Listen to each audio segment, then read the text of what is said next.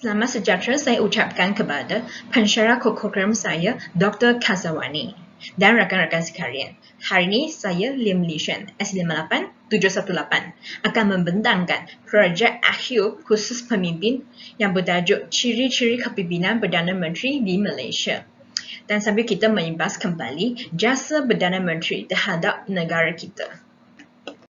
Pemimpin adalah orang yang mendorong dan menggerakkan orang lain supaya bekerjasama dalam mencapai tujuan yang telah ditentukan.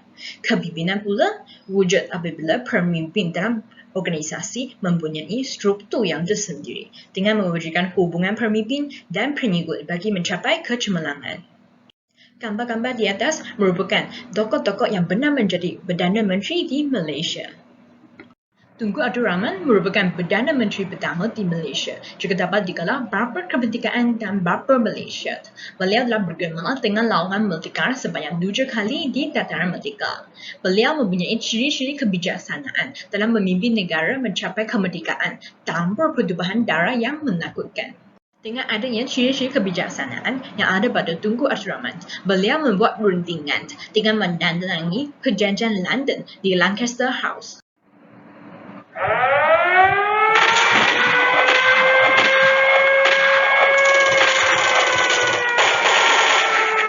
Dengan adanya rundingan, peperangan yang dahsyat dan menakutkan dapat dielakkan.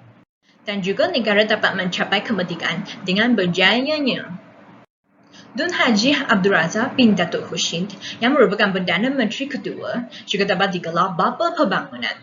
Beliau telah memperkenalkan dasar ekonomi baru yang bertujuan untuk mengatasi masalah ekonomi dan sosial di kalangan rakyat Malaysia yang berbilang kaum. Beliau mempunyai ciri-ciri keyakinan yang tinggi.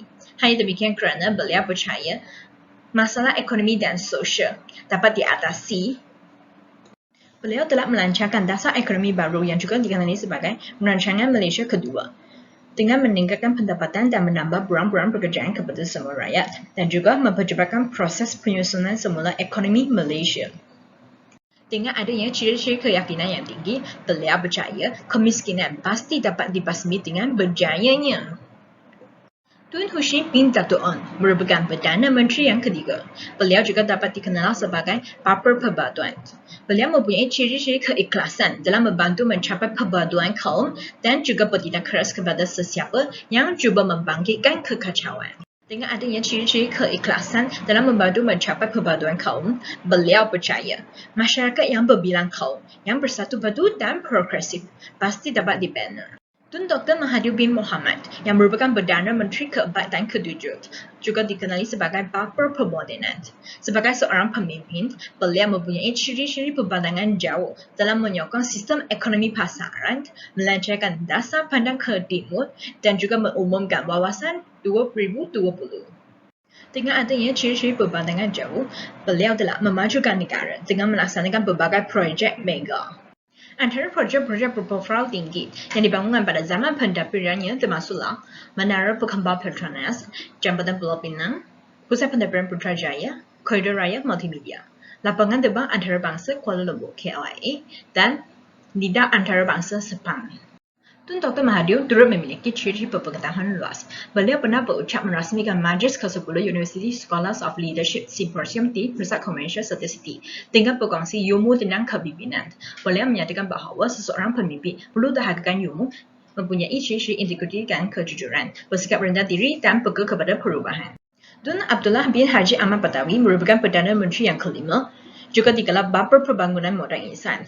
Beliau telah melancarkan Pelan Integriti Nasional dan juga telah menubuhkan Suruhanjaya Pencegahan Rasuah Malaysia. Beliau merupakan pemimpin yang mempunyai ciri-ciri integriti. Beliau membangunkan modal insan dengan menambah nilai keupayaan rakyat dan juga bertumpu kepada perkembangan menyeluruh insan. Datuk Seri Haji Muhammad Najib merupakan Perdana Menteri yang ke-6, juga digelar Bapa Transformasi. Beliau memiliki ciri-ciri keberanian dalam memajukan negara dalam memperkenalkan gagasan satu Malaysia, membangun model ekonomi baru dan juga membina dasar asing dan lewatan negara. Dan Sri Datuk Haji Muhyiddin merupakan Perdana Menteri sekarang yang ke-8. Beliau memiliki ciri-ciri kritikal dalam membuat keputusan dalam perjuangan pandemik penyakit coronavirus.